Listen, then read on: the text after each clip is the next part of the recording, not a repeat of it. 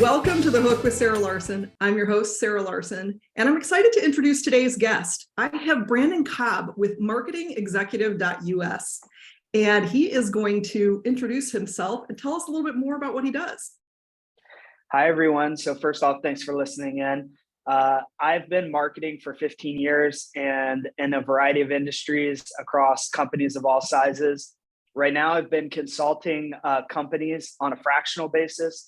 So what that means is, I've got multiple clients at the same time. Sometimes a client may need 1 hour a week. Sometimes they may need 15, 20 hours a week. But nevertheless, open to having a chat with you and look forward to today's discussion.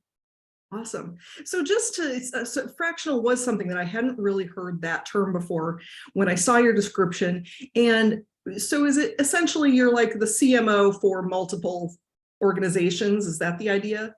You could say that, yeah. So it's basically kind of a new way that companies are going kind of in this, like, I guess you could say gig economy where maybe they've got it, either they don't have much of an in-house marketing department. So it's best for small to medium-sized companies. Either they don't have much of marketing in-house, or if they do, maybe it's more of a like a junior employee, or they might just be getting to a point where they're just hitting a wall and they need to get up and over that hump. So with that come in, the whole goal is to not have to give full-time effort to any one company, but across the variety. And then the other thing is hopefully you don't need to stay on forever either. So it's kind of build some infrastructure, build some strategy, and kind of put you on your way. Okay, I love that. Learn something new. So I'm going to start with our conversation where I typically begin, and that's, where did you grow up? Well, I'm from Ohio. I was born in Maine, but grew up from age 1 to 18 in Urbana, Ohio. It's a small town west of Columbus, north of Dayton. And then I went to college at the University of Toledo up there in Northwest Ohio. Awesome. Well, I'm originally from Michigan, so I know sort of the vicinity. And interestingly enough, I actually know somebody who is from Urbana, Ohio. Oh, wow. Okay. Yeah. It's a small town, 12,000 person town. So that is pretty interesting. And Toledo is only, I mean, you can go 5 minutes down the road to be in Michigan there. So. Exactly. Spent more time at the Toledo Zoo than the Detroit Zoo, even in my childhood. Nice. So cool. Yeah. So what was childhood like? Were you an only child? Did you have siblings? Well, I had siblings. I was the oldest child, but I had a younger brother, a younger sister. And, we're always challenging each other as well, competing against each other. But our mother was a entrepreneur, and so was her father, so our grandpa. So we grew up in witnessing various entrepreneur efforts. And we also kind of, I guess, by not by choice or by force, like we're with them sometimes growing up and got to see how some of the stuff's done. So I think that planted at least like good money management, if nothing else, and then just the ability to think creatively and come up with solutions. That is really interesting, having those examples of entrepreneurship as a child. I think that's really nice. Nowadays, I see that sometimes with homeschooling, where a lot of times that they might be entrepreneurs that have children that they do that with. And it feels like a good way for you to learn sort of that entrepreneurship isn't easy. Yeah, very true. My grandpa had a funeral home, and that was a good business. He always said, there's 2 businesses that you can do well, and then that's anything that involves bringing in life or life going away. So it's birth or related to birth or related to death. It's always going to be needed there. So he did well at funeral home. My mother, that's where, when you're talking about not always easy, I saw her go through several businesses before they all did fairly well, but several until she got the hit. And And so she had a children's used clothing store. She had a birthday. She had a location that threw birthdays, kind of like a Chuck E. Cheese type thing. And then she eventually did very well. So she loved kids, obviously, and she eventually did well with driving schools. So she had a couple driving schools, and that was kind of off. Maybe I'm guessing when my grandpa said that about birth and death. This is something more in the middle of life, or early still. But I guess it's something most people are going. It's a life stage, and so people are going to continue to be coming through, and there's going to continue to be a demand for it. Exactly. That's really smart. And he's right. Yeah, there are certain parts of life that you just can't avoid. Yeah. So that's great that she settled on that. What happened after high school? Well, I went to University of Toledo, and the reason I did is it was the only school in Ohio where they offered a fictional film program. So, other schools had broadcasting programs, but there was no other school that offered a film program. And so I had really fell in love with video making in high school. We had a class for it, and I had a TV show on a local station there in our county. And so I went there to Toledo, and then that kind of got propelled by taking on internships. And so I did an internship in New York City with MTV in Times Square, and then out in LA at Paramount Pictures. And so that kind of was a spark in the creative fields, I guess. Yeah. But there's a lot of business in those creative fields, and that's, we can go down that road of how I ended up still in business. First of all, I'm curious because everybody loves film. Like a good movie is always something fun to watch. And hearing you say that even in high school you had a local TV show, how did you get into that? Was it through the class that you took in high school? Yeah, so I took a 3-year class in high school, or 3 years back to back with a certain teacher. It was a video productions class. We did all the high school sporting events. We did all the city council meetings, and these all were going on a local county station, funded by taxpayers and stuff there. And so it's like a county station, and then. But as a result, they were looking for some additional content, and I had, and it's a great educational opportunity to let some students, put on a show too. So. Yeah. And I imagine pretty inexpensive content for them. Yeah. Exactly. Okay. Well, that gave you some great experience then, right? Yeah. Yeah, absolutely. It was, it definitely, that's what set me down that path of pursuing film. I had a PR major as well at Toledo, but it was set down the path of wanting to look at film though. So how did you transition then into the internship? How'd you end up with the internship at MTV and then at the studio in LA? Well, at Toledo, I was trying to stay as involved as I could. I did work at a local sports TV station up there as well. And that was a bigger now station and things, but, and I was getting involved with different groups, different things. And so, trying to build up the resume. And then I went online to stations that I knew of and things, and being in college at that time, MTV. So I go down the bottom of the page, and this is before even people were regularly applying online kind of and stuff. So it's like, people went, I remember them asking me, I'm like, I just went to the careers section and then submitted. And but anyway, the internship went really well with MTV. And then so Viacom, I think it's all been rebranded now to Paramount. Everything's under Paramount now, but it used to be Viacom CBS, and Viacom owned MTV. They also owned Paramount Pictures. So when it came time for the next year's internship, kind of having a good referral from that first one kind of led to the next one.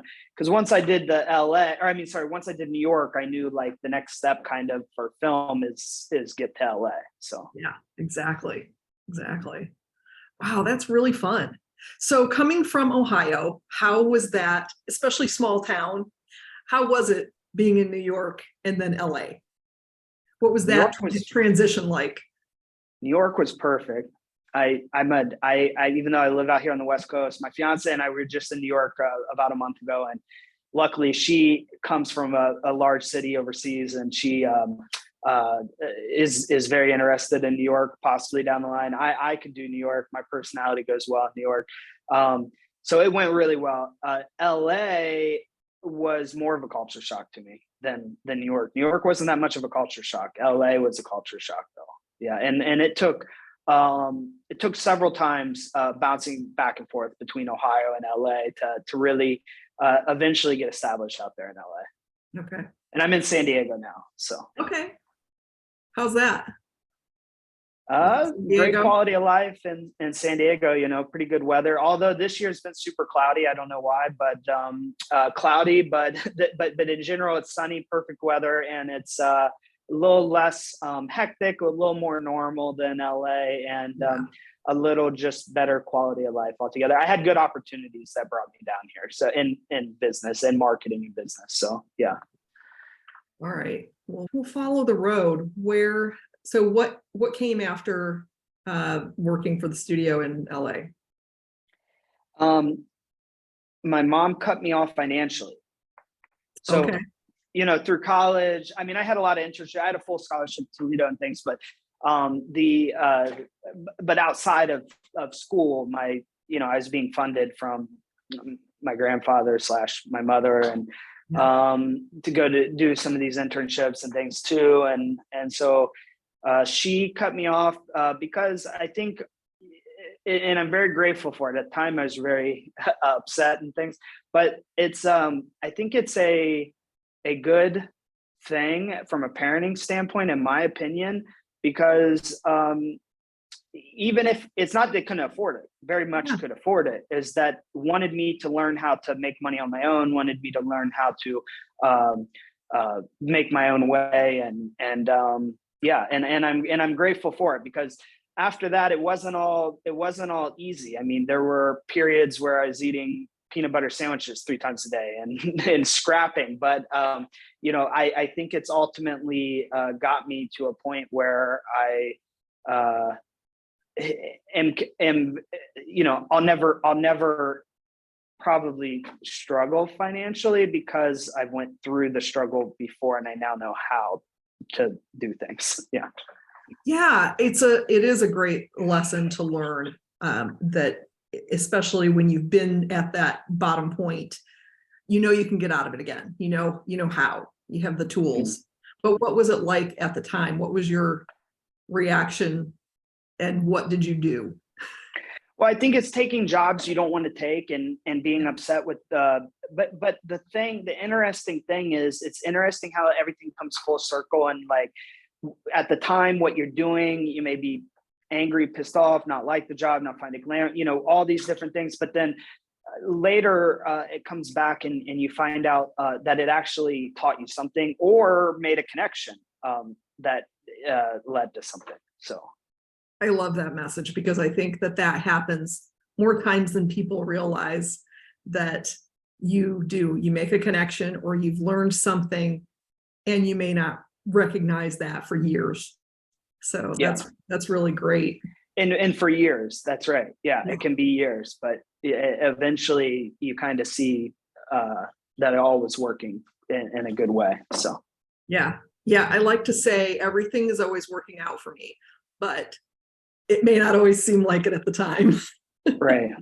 I agree with that wholeheartedly. Yeah.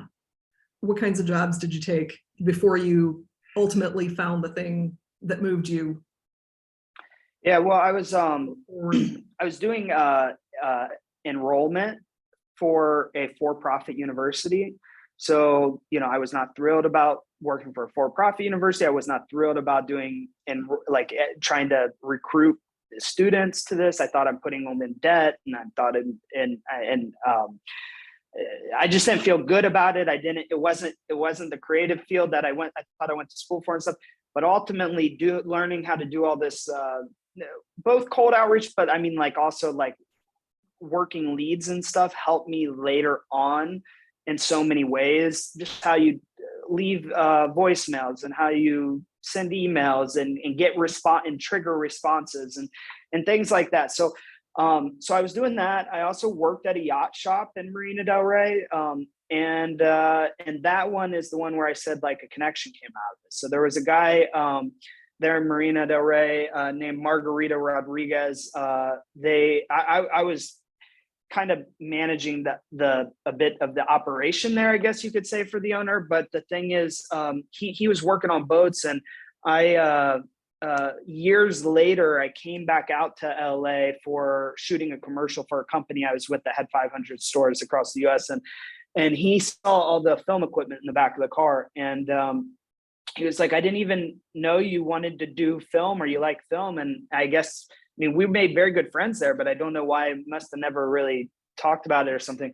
And then he was like, my friend is making a documentary. We should go over to his house. I was like, don't you think it's weird just showing up at their house? But he took me over, and there's a whole crew in there, like pre-planning to go over to the Sudan and Africa to shoot this documentary with Intel that was going to 3D print prosthetic arms and do like a branding piece for Intel, but also do good for set up this village with continuing to print 3D prosthetic arms. They're in a civil war, so they needed cheap options to, and so when I eventually, I realized out there that the level of competition in LA versus Ohio and things, like there's a stronger skill set educationally, experience wise, just natural ability wise, all kinds of things. I needed more knowledge and skills. And I kind of, even though I love creative, and I thought I could be kind of on the business side of the liaison between the creatives and business and stuff. So I went and I did an MBA, and then I ended up back in LA. And when I'm looking for that first kind of film job in LA on the business side of things, that organization, that company hired me, that was doing that documentary at the time. And it all came from the yacht shop. It all came from Margarita, Mark's as a nickname. It all came from Mark. And why would it have came from Mark? But it came from Mark and that connection. And so,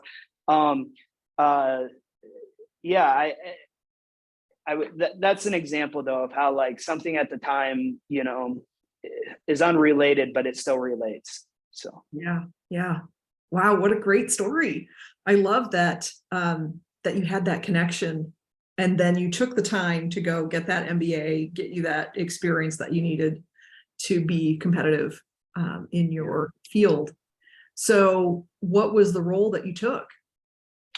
Was like an associate producer / marketing manager at a company called Not Impossible Labs. So they were doing a lot of these kind of like cheap hacks that can solve a health problem that previously was thought of as impossible. They come up with a solution, make it possible, but they partner with big brands who kind of finance the research and development side of this, and then documenting it and ultimately distributing that to go viral. So we had like Katie Couric coming out from Yahoo News, and we had it was a house in Venice, so it wasn't like an office. It was interesting because it was set up like an office, but it was a house in Venice and Venice Beach, and so that was pretty interesting. But after a bit of time there, I realized what I just like everything else, I'm trying to get to what I ultimately wanted to do, and that was. It wasn't to go out there to work on documentaries. It was to work on the feature films. And so that takes me to the kind of the next step there, which really dives into business. Awesome. Well, keep going. Let's hear more. I'm excited. This is a fun career that I would never have thought too much about. The opportunity for people to be in that industry, or all you hear is it's really hard to break into and all of that. And so fantastic that you had that all leading back to the yacht club. And so, I'm very interested in hearing more about it. Yeah. So, so I took off and kind of start down the, I guess, teaming up with a few people and kind of the entrepreneurial aspect of things. And this is where, when I said going back to the call center, all the reach out helped. So I found some databases of movie executives. At the time, I don't think they have it anymore, but the Variety publication had a database of 10, 15, 20,000 movie executives. So I took that, and I had a kid that just had graduated from college that I paid per email to send out. So, at the time, I think there was for sure like MailChimp and things that you could send a blast, but I didn't want to make it look mass sent. And nowadays there's things where you can just send one-to-one even on Gmail. But at the time, I don't know if that was possible. And I wanted it to really look like one-to-one from personal email. And so he sent out emails trying to set up meetings. And then, myself and my team, we went around, we took meetings anywhere from 5 to 10 a day around LA. This was pre-COVID. So, we're driving around LA, going coffee shop to coffee shop, office to office, taking tons of meetings. And then ultimately, what you're finding is a bunch of half-baked projects.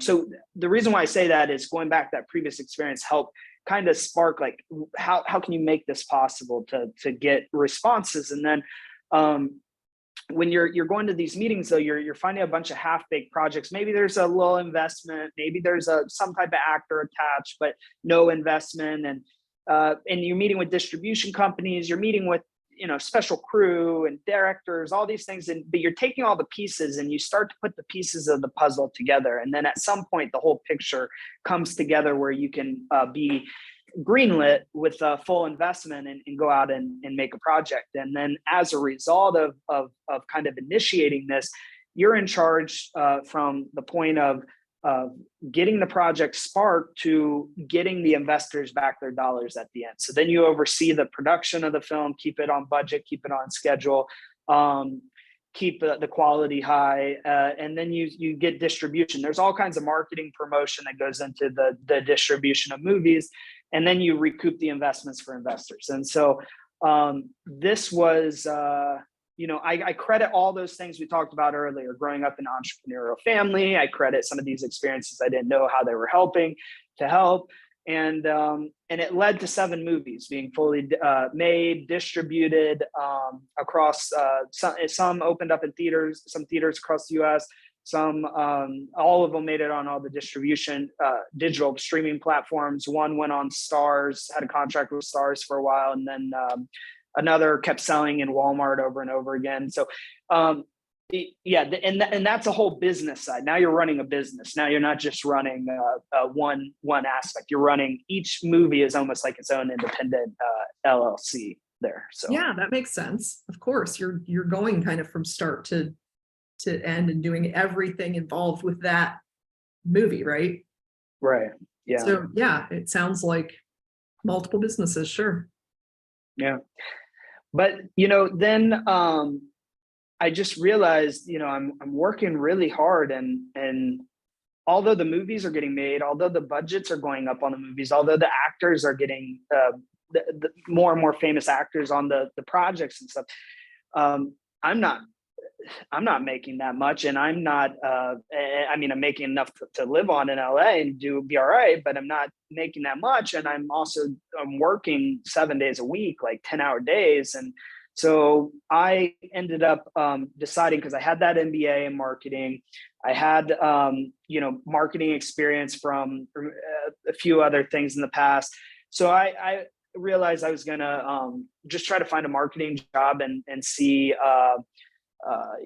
where that takes me. And I ended up only interviewing for one job in San Diego, and I got that one job.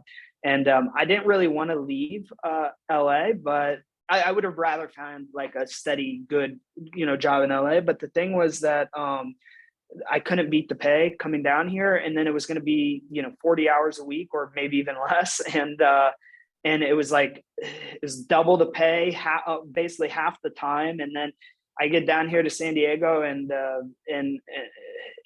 it's a cleaner city. There's maybe not as much as excitement, but it's a cleaner city. It's a better quality of life. And so, I stayed down here and I marketed for in the real estate industry. And then that's a whole road of entrepreneur, or I mean, a whole road of business stuff that has happened over the Yeah. last 6 years with, that too. So. Okay.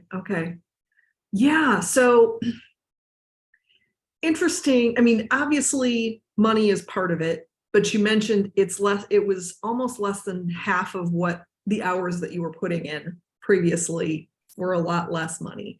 And I've talked to lots of people about burnout, and sort of that hustle culture of, you got to go.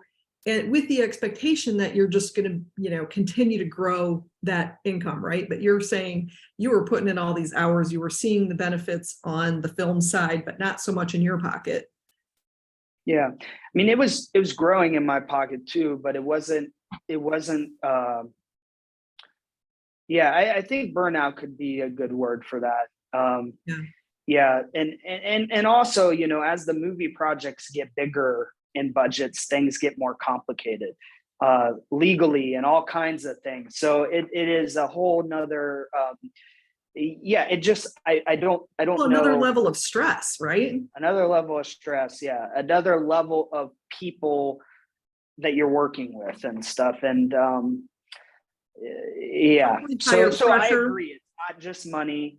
Yeah. But it's nice when you can live an easier life, a better life in a lot of ways, regardless, even if it was the same money, but you can also make a lot more money too. So yes, all of those things are beneficial. And, you certainly put in the time to get you there. So you were in the real estate industry doing marketing. Yeah. So I was head of marketing for a 6-office luxury real estate company here in San Diego, that family owned, that had 130 real estate agents. And then we got acquired. We were doing very well for being like, we were outpacing the San Diego market averages on growth and sales and all kinds of different things. So we ended up getting acquired by Corcoran organization, which was started by Barbara Corcoran out in New York. And then she exited the business in the early 2000s, but they used her name and they started franchising. And so we got swept up along with our 6 offices, along with a total of 80 offices across California, Nevada, and Ohio, and became part of an organization where I was then a executive vice president of demand generation. So it was specifically the paid side of marketing, not like branding and experience wise of consumers, but how do you do advertisements and turn it into more dollars and attribute it and track it and really credit it for creating that value. And so that was a good experience as well. Yeah. What's that? How do you do that? How do you find that? I always thought that marketing and advertising, it really was similar to branding, or there's definitely some crossover there where not everything was really trackable. We know that, people advertise on the Super Bowl, and it's not like they're going out the next day and going, well, where did those buyers come from? And tracking it back to the Super Bowl ad. How do you find that tangible relationship? Well, first, with all the digital capabilities we have now in the digital space, things are a lot more trackable. So that being that. Secondly, even if you're doing more traditional marketing and offline marketing and things, it's going to be you're going to either see, because you're doing this mix of things, an increase in revenue, or you're not. And so I'm actually working on this now. So now I consult companies, and I come in, I set up their lead systems and their infrastructure and things. And I'm doing simultaneously a DBA now. So it's a doctorate of business administration with University of Florida. And so this is while I'm working, doing this, it's a bunch of like executives and stuff in that program. And my project is all about marketing attribution. So the matter of the fact is we're not great at it as marketers now. We're really, really great in the marketing industry for first touch point attribution or last touch point attribution. So first touch point attribution being that this was the initial impression, the initial connection that we made with consumers. And now it doesn't matter if it takes them a year to close a buy after that. We give all the credit to this one thing that initially built that relationship with us. The second thing is the last touch point attribution. So maybe, you've been running TV ads, you've been running radio ads, you've been all kinds of things, email, and then eventually it's a specific email that makes them click and buy or whatever. Now you're giving all that credit to that last touch point. What we're not good with is all that in between. And so what my project is currently gathering data on and focused on is how do we create a model where we understand mixes and the synergy that's created with certain mixes? Because right now it's a lot of times the intuition from a marketer experience that's saying it. But what I found is, and luckily I had the CFO and the CEO's support at Corcoran to run some of the campaigns I did because they were profitable and they were, it did work out. But I've also seen, like with consulting some people, sometimes it's difficult to, they obviously believe in you, that's why they hired you, but it's difficult to convince them to okay a budget or okay a campaign because they just don't know it themselves, whether that going to be a waste of money or is it not. So what I really want to do is put some data on the front end that can positively project out what a certain mix will do, and then also on the tail end properly attribute it. And it's just because I think, especially in this economy where you got to watch your dollars more, and as we go along, I think marketing attribution is going to be more and more important, and that's what CFOs, that's what CEOs are going to be looking for. They're going to probably be happy to fund your campaigns, but they're going to need to see proof. And so sum it up is it's not easy. There's no quick and easy way, but we're working on it and getting better. So yeah, it sounds like it's sort of in a little bit of experimental or data collection stage, right, where you're trying some things and you're seeing where that takes you, so that you can sort of say this is the mix that we recommend. Is that the idea? Yeah. So, I mean, I would say when I said earlier about like, you're going to still see the total revenue. Okay. So let's say you have a TV ad, a radio ad, and a social ad. You take out the radio ad. What happens to that total revenue? Put the radio ad back in. What does that happen to the total revenue? But not just what does the radio ad do alone, because that isn't, it's right. So the problem is that things will change over time. Environments will change, economies will change, seasons will change, all kinds of things. So what I'm trying to put together here is something that the variables that are fixed versus the variables that are, the pieces that do change. And then so you kind of put a filter or a layer on top, and you can kind of predict out, no matter what the current situation or local situation is there. But yeah, and also digital capacity. So the Corcoran one was very easy because it was mostly digital advertising that we were doing. A lot of Google search, a lot of proper tracking of journeys of where the consumer is going and how they get to us. So interesting. Yeah, that's very interesting. I come most recently from magazine publishing, and I had a couple of smaller community magazines. And so obviously working with smaller businesses that don't need a wider, national reach. And so I was just very curious about that, because we tended to focus more on the branding aspect, that you're just getting your name in front of eyeballs every single month. Yeah. And so for that specific example, I would say, if you are trying to make it more lead generate, it depends what your goals are, because it could be branding, but if you are trying to make it more lead attributable, then you could put in unique phone number, a unique URL, some of these unique pieces where they know that they came from that, but that's still only tracking that one touch point. So it's still Right. looking back at, okay, if I'm doing magazine ads and I stop doing magazine ads, what boost is that giving me or not giving me? And you got to kind of look in the big picture of that. So Right. Yeah. One of the things that we saw is that even that it was really hard to track because most people don't go straight from the magazine to making a phone call or going to a website. So, and even if they did go straight to the website, there's not really a tracking method for that. yeah, And so often, people couldn't necessarily see unless they just saw the overall revenue increase from everything that they're doing. And so, of course, I always encourage people to do more than one thing. But yeah, it was just interesting because we'd find that even if somebody, a lot of times somebody just goes to Google and says, okay, who's the local painter? And then they see a list of names and they go, oh, I've been seeing that one. They may not even realize where repetition there. but Yeah. it's just that repetition. So that was sort of the encouragement that I gave to local businesses. But what I did find is if it was the only thing they were doing and they weren't an established business, that was not really a successful marketing strategy for them. So yeah, things take really is consistency diversifying. Yeah.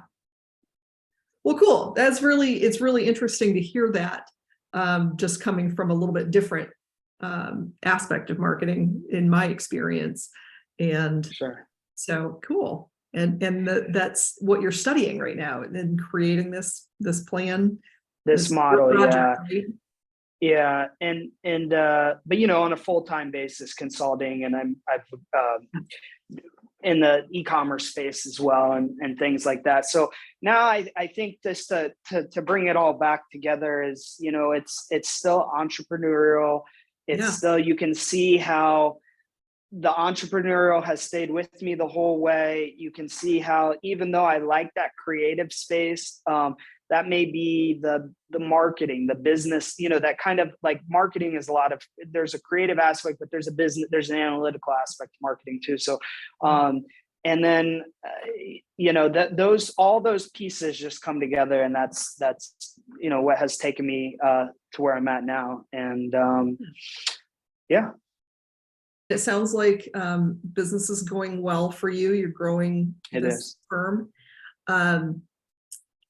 And it's interesting, coming from sort of thinking you were going to go into this creative side of things. Have you ever felt a strangeness or, sort of that identity shift of like, well, I really thought I was going to be doing X and now I find myself working in real estate marketing or just, something a little different.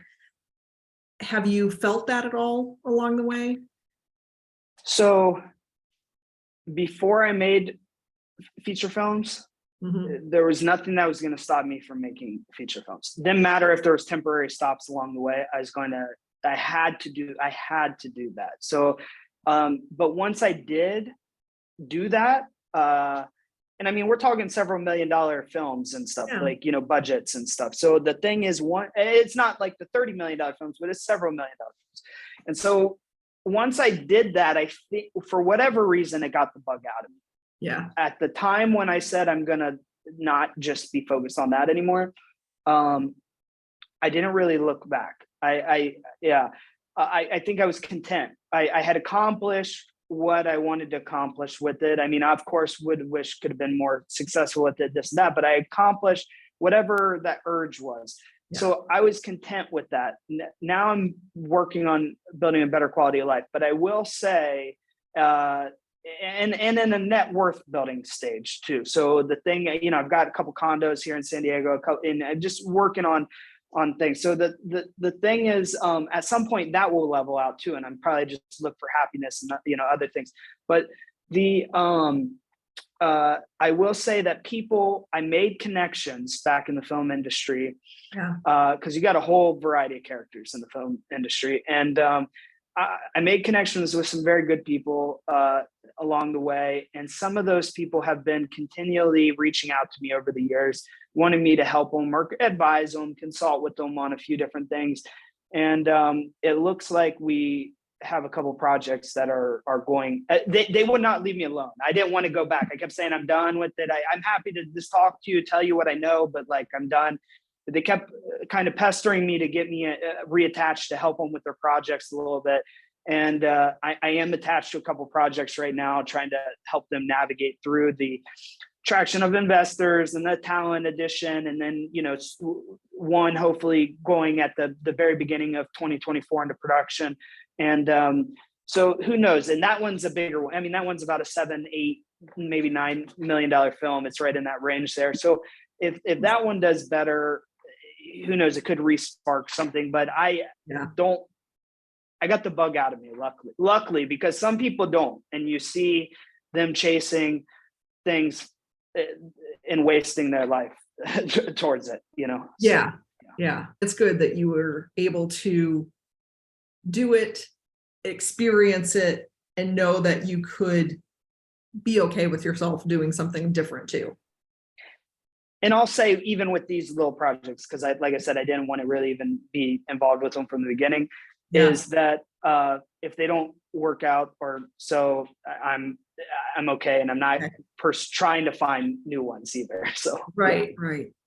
I love the overarching idea of entrepreneurship, and even though, other than having been cut off from the financial aspect of moving forward past internship and growing your career, being forced to kind of grow it on your own, which I agree. I think that it sounds like it was a pretty good experience for you in the long term, getting those connections.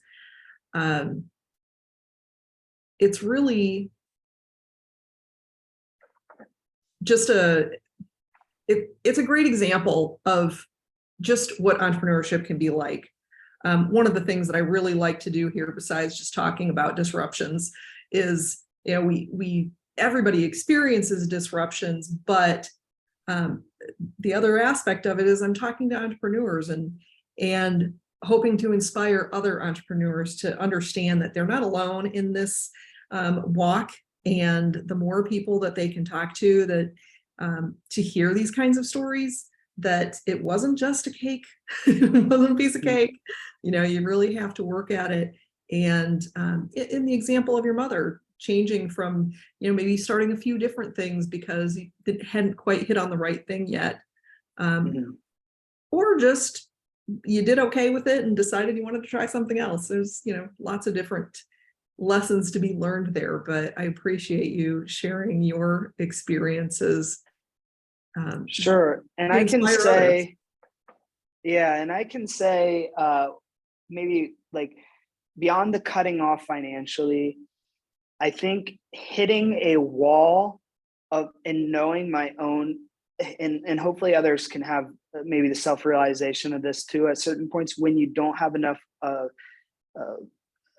you're maxed out, you don't have enough ability, skill set, knowledge, whatever it may be, and continuing to learn. So for me, the MBA was door opening, not because it gets you a job, not because it gets you any more income or anything like that, but the skill set, the knowledge that was, undergraduate, I didn't take so serious, but the MBA, I read every page of every book, got a 4.0 in that MBA. And I that knowledge, didn't give me any job. The connection got me a job, but the knowledge was very helpful. And that's where, again, I guess I think I'm kind of hitting a wall to why I enrolled in the DVA of Florida, is because I want to get more sign-offs from CEOs, more sign-offs to CFOs. And I've realized that I've given everything I can. I don't know how to convince them anymore. I need more skill set, more knowledge. So my takeaway would just be, with kind of inspiring people, is that a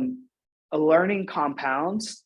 And any financial advisor, whoever, would probably say, oh, it's only too late to start saving or something if you don't start saving today. You should start, but you can't go backwards and get whatever's in the past, but you can control what you can do moving forward. And to me, learning compounds. And so if you haven't been investing in learning, I listen to a lot of LinkedIn learning courses. I listen to a lot of podcasts, like this is a great one too. Listen through probably all the episodes here and everything else. Just if you can just immerse yourself in knowledge and education and learning, you're going to start to see a bigger picture, and that's going to compound and hopefully be helpful to take you kind of to the next stage in your life. Absolutely. I like that point of, sort of feeling like you'd hit that wall and like, okay, it's time for me to learn something new to expand my knowledge that can expand my horizons, essentially. Is that, am I getting that right? Exactly. Yeah. Awesome. Well, Branden, I really appreciate you coming on and sharing your story. I think that a lot of people can be inspired by hearing it and what you've been through and the success that you've seen with it, and yet still digging in and learning more. So I appreciate that. Where can people find you on the internet? Yeah. So, well, thanks for having me. It was fun talking with you, and I hope the viewers enjoyed it. You can find me at, you can go to marketingexec.us, so www.marketingexec.us. Email me at Branden, BRANDEN, at marketingexec.us, or you can find me on LinkedIn, send me a message there. I'd love to have a chat with you, consult, give any answers that you may have. And if you made it through the end of this show, thank you. I'm on a variety of other podcasts as well, so I would just encourage you to maybe listen to some more and maybe you pick up a few other different talking points there. Well, and I know that you have been on some marketing specific podcasts, so those would probably be good to listen to if you want to learn more about marketing. Exactly. Yeah. Okay. Well, great. Thank you so much. I'll put that information in the show notes so everybody can find you.